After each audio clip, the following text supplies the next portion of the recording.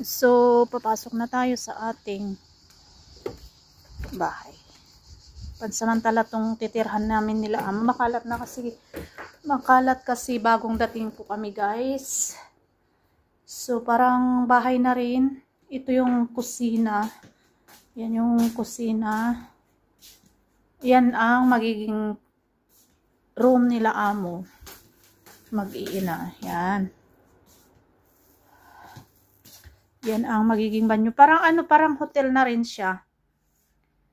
At kumpleto sa gamit. Punta tayo sa aking room.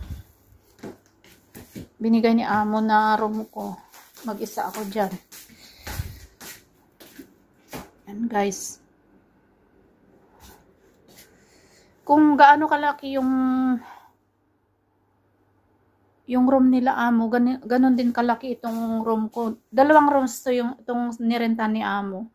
Ito ang maganda kay amo, guys, kasi di niya pinaparamdam na katulong niya ako pag lumalabas kami.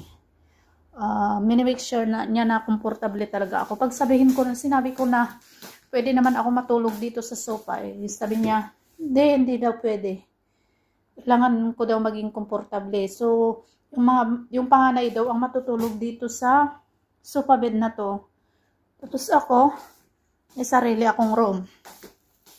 Papasalamat talaga ako na sobrang bait ng aking amo. Wala ka nang mahanap na amo na ganito. Thank you, guys, and bye-bye.